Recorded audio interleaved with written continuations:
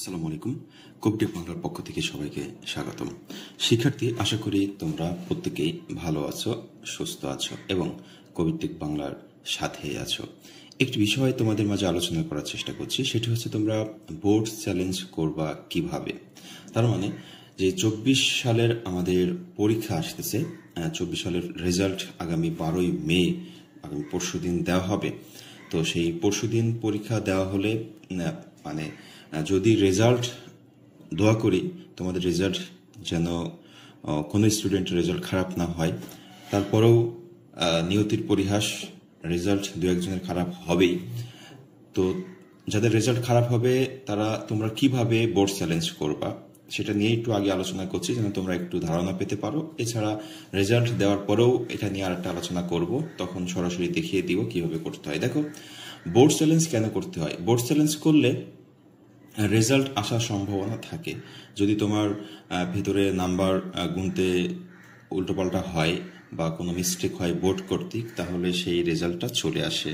হ্যাঁ, এছাড়া দেখা যাচ্ছে বোর্ড চ্যালেঞ্জের পর বোর্ড কর্তৃপক্ষ কিছু যদি ছাড়ের ব্যবস্থা করে, যেমন ভেতরে গ্রেস দিয়ে 1-2 নাম্বার দিয়ে পাশ করানোর ব্যবস্থাও করে, সেই ক্ষেত্রে দেখা যাচ্ছে তুমি পাশ করেও আসতে পারো। এই জন্য বোর্ড চ্যালেঞ্জ করাটা খুবই জরুরি।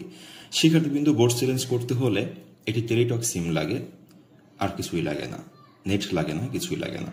টেলিটক সিম দিয়ে বোর্ড চ্যালেঞ্জ করা যায়। এখন বোর্ড চ্যালেঞ্জ করবেন যে ভোকেশনাল শাখা থেকে তোমাদের যাদের ফেল আসবে, এফটিএফ, হ্যাঁ এফটিএফ আসবে। এফটিএফ থিওরিতে ঐচ্ছিক বিষয় মানে হচ্ছে যে আমাদের 4 সাবজেক্ট বাদে যদি কোনো সাবজেক্টের এফটিএফ আসে, তাহলে তোমরা বোর্ড চ্যালেঞ্জ করতে পারবা। বোর্ড চ্যালেঞ্জ করার জন্য যেটা করতে হয়, মোবাইল অপশনে যেতে হবে, মেসেজ অপশনে, টেলিটক সিম, কিন্তু অন্য কোনো সিম দিয়ে করলে হবে না। টেলিটক সিম দিয়ে তুমি লিখবা RSC, বড় হাতে লিখে স্পেস দিবা, বোর্ডের প্রথম 3 অক্ষর। তার মানে আমাদের যেহেতু কারিগরি শিক্ষা বোর্ডে আমরা আসতেছি একটু পরে, বোর্ডের প্রথম 3 অক্ষর লিখতে হয়, এরপর স্পেস দিয়ে রোল লিখতে হয়, স্পেস দিয়ে যে বিষয়ে তুমি ফেল করছো সেই বিষয়ের বিষয় কোডটা লিখতে হবে, লিখে পাঠাতে হবে 16222-তে।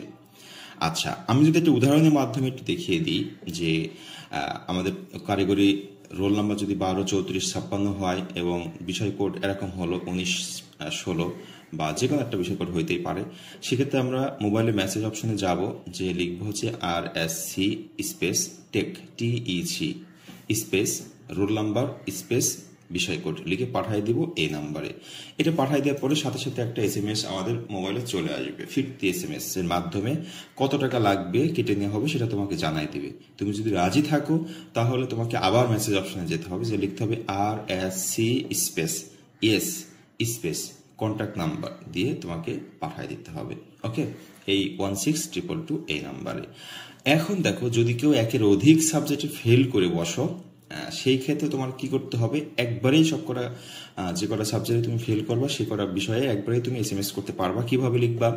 RSC space TEC space roll number লেখার পরে তুমি যে কটা সাবজেক্টে ফেল করবা, যেমন 19-15 ফেল করছো, এটা লিখবা, কমা দিয়ে মনে করো 88 মানে 8813 এটাও ফেল করছো, কমা দিয়ে লিখবা। যদি আরেকটা সাবজেক্টে ফেল করো তাও তুমি কমা দিয়ে লিখতে পারবা, কোনো সমস্যা নাই। লিখে পাঠিয়ে দিতে হবে 16222 এই নাম্বারে। এখন কথা হলো, একের অধিক সাবজেক্ট ফেল করলে কি এই 150 টাকায় হয়ে যাবে? না, একের অধিক ফেল করলে যে কটা সাবজেক্টের জন্য ফেল করবা সেই কয়বার তোমার 70 টাকা লাগবে। তুমি যখন একসাথে SMS করবা, ফিরতি SMS-এ কিন্তু তোমাকে একটা মেসেজ দিবে যে মোট কত টাকা লাগবে। সেই পরিমাণ টাকা তুমি লোড করে তারপরে তুমি কি করবা, আবার একটা ইয়েস মেসেজ পাঠাবা এই পদ্ধতিতে, এই লাস্টে এই যে পদ্ধতি বললাম। ওকে শিক্ষার্থী, কিন্তু যা বললাম একটু হালকা মনে রাখো, সবারই জন্য বলছি। আর দোয়া রাখি এই ধরনের SMS যেন তোমাদের করা না লাগে, তোমাদের রেজাল্ট যেন সবার ভালো হয়। সবাই সুস্থ থাকবে, ভালো থাকবে। আল্লাহ হাফেজ।